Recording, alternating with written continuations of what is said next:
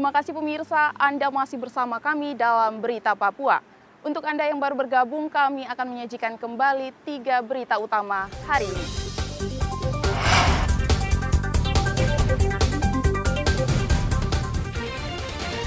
Seorang tentara di Sinak, Kabupaten Puncak, tewas dianiaya orang tak dikenal.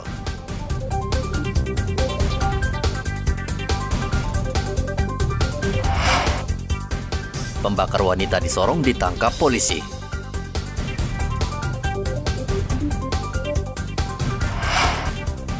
Cuaca di Merauke mulai membaik, nelayan kembali melaut.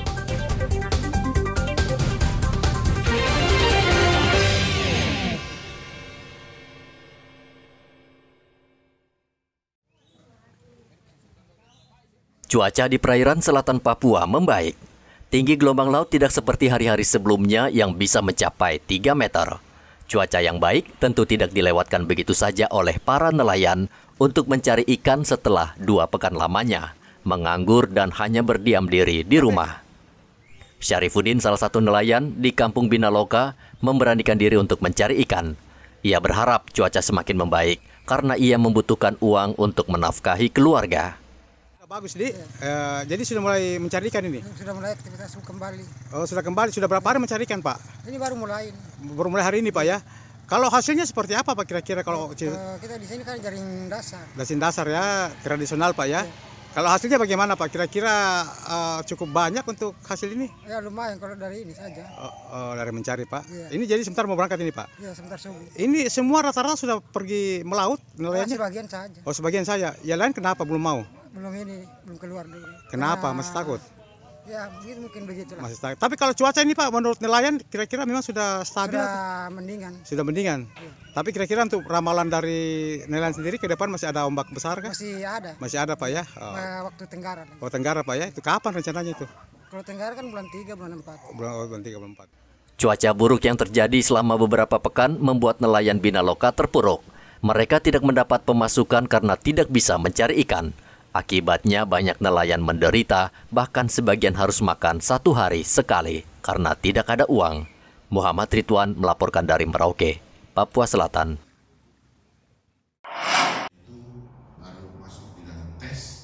Anak-anak Amukme dan Kamoro dan 5 suku kekerabatan akhirnya lulus seleksi untuk menjalani pendidikan di sekolah kedinasan.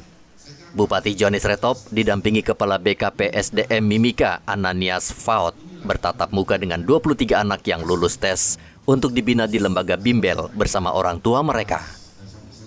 Ke-23 anak yang lolos seleksi ini nantinya akan dibiayai Pemda Mimika untuk belajar di lembaga bimbel di Kediri, Jawa Tengah selama 3 bulan. Lembaga bimbel tersebut telah dikontrak Pemda Mimika dan ini merupakan uji coba Pemda Mimika untuk meningkatkan pendidikan dan kualitas SDM anak-anak asli Papua.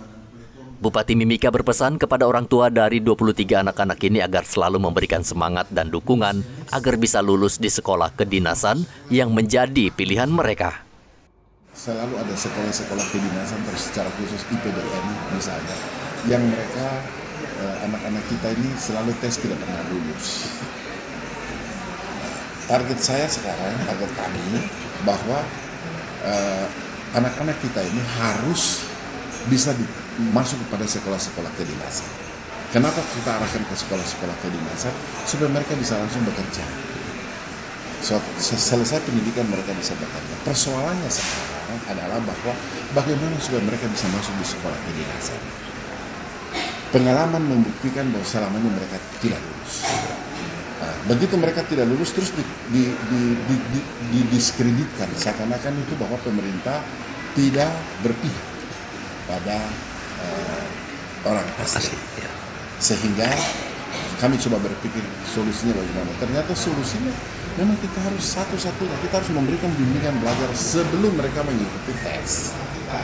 Yang 23 tadi seperti yang katakan Pak RT Bupati bahwa mereka bisa masuk, itu harapan kita dan doa kita ya. Saya bisa terima kasih banyak, sungguh luar biasa atas kesempatan yang diberikan pertama kali bagi putra-putri 7 suku yang ada di Mimika ini. Semoga mereka bisa berhasil dan harapan kita masa depan kabupaten ini sungguh luar biasa dengan keberhasilan mereka, dan harapan yang tadi sampaikan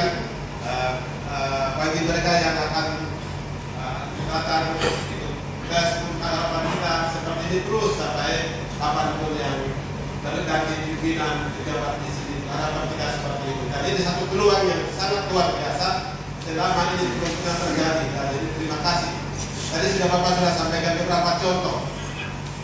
Jadi kami juga, saya secara pribadi, anak saya sebelum lulus juga saya sampaikan bahwa harapan saya masuk ke dinas itu harapan dan selamat.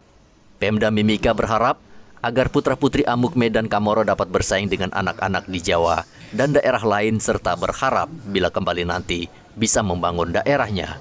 Dari Mimika, Papua Tengah, Igobat Momolin melaporkan.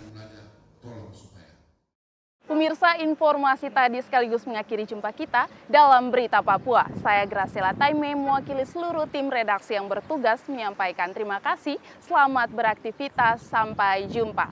Wanyambe.